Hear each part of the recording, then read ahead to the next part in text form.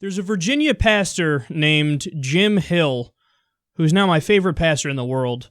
He has a show called What Does the Bible Plainly Say?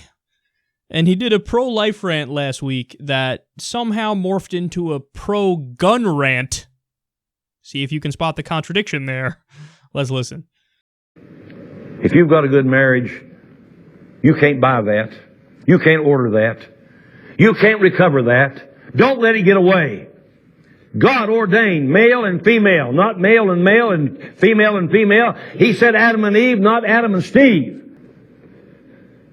You know, this past week, I have rejoiced with some people because they had a new baby. You know, it always was that we were happy when a new baby came along.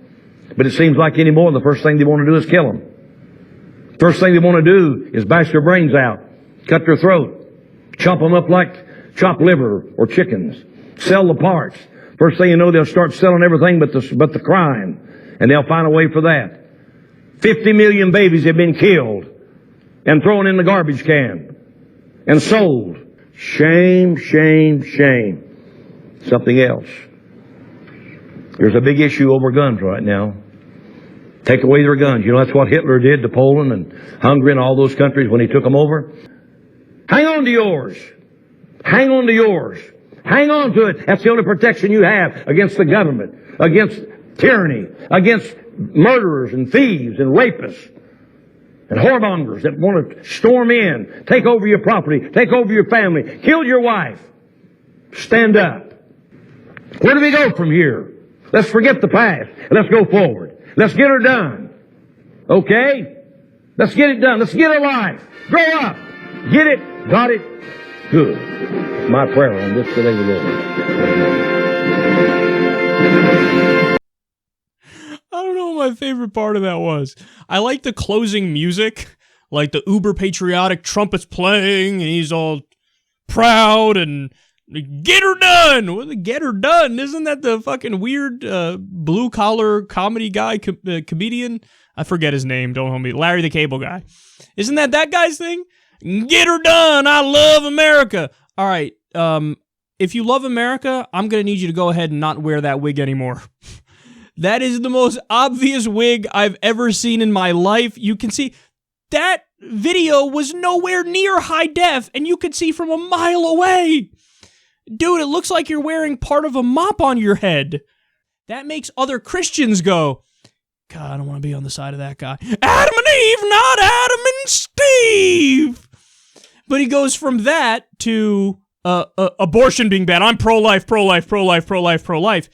And then there's an immediate transition to, they're coming for your guns, keep your guns. You have to fight people off. But wait, you were just saying pro-life, and now you're pro-gun. Doesn't really add up there, buddy. Kind of a little bit of a contradiction. And the name of the show is, What Does the Bible Plainly Say? I'll tell you what the New Testament and what Jesus clearly says in the New Testament. It's pacifism. It's turn the other cheek. They hit you on one cheek, you show them the other and say, hit this one too. Self-defense. I'm not going to do self-defense. I'm going to do pacifism. Whatever you can do against me, go ahead. If you want to twist my arm, twist further, break it. This is what pacifism is. It doesn't even allow for fighting in self-defense. That's Jesus' core message. He's like, no, the guns. Hitler gonna take them all. Our country's under attack. Let me keep the guns. Let me keep the guns. I'm pro-life.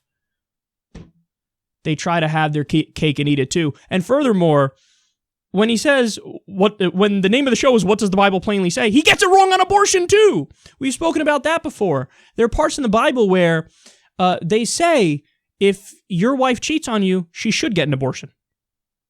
The idea is you give her bitter water, as they call it, which is this potion where she drinks it, and if she miscarries, that's good because that means that the miscarriage is a result of, or the abortion is a result of that being the fetus of the person she cheated with and not yours. But if she drinks it and it's okay, well then great. That means that it's yours and then everything's hunky-dory. But the message is clear. Have an abortion if your wife cheats. What does the Bible plainly say? I don't know because I ain't read it. And then, just finally here real quick, where does the line about whoremongers come from? He's ranting about all these things. The whoremonger's gonna kill your wife. I have no idea what that means. What does that mean? What whoremongers? There are whoremongers who are marauding gangs? What are you saying? And then he doesn't even, like, I know we shouldn't even waste time debunking the dumbest of the dumbest arguments, but I always feel compelled to when we're covering stories like this. The point of 50 million babies have been killed. Hey, jackass, late-term abortion is already illegal in the United States. The only time it's okay is in cases of rape and incest, and if the life of the mother is in danger, or if the fetus isn't going to make it anyway, so you need to abort. You have no choice. It's the only time ever. 98% of abortions happen before 20 weeks, which mean you're dealing with zygotes and embryos and gametes and pregestation fetuses. You're not dealing with, a developed fetus that has a nervous system and can feel pain. That's not the case. So when you say you're killing 50 million babies, that's totally not true. And what they always try to do is they try to link it to genocide to make you feel like, we have to put a stop to this, but that's incorrect, and it's wildly misleading. And needless to say, you shouldn't think that this guy is actually on the side of life, because if he was, perhaps he wouldn't be in favor of gun anarchy, which we know in the U.S. leads to 32,000 deaths on average every single year. So, Virginia Pastor Jim Hill, it was an interesting and hilarious segment, but I'm going to need you to stop making an ass of yourself.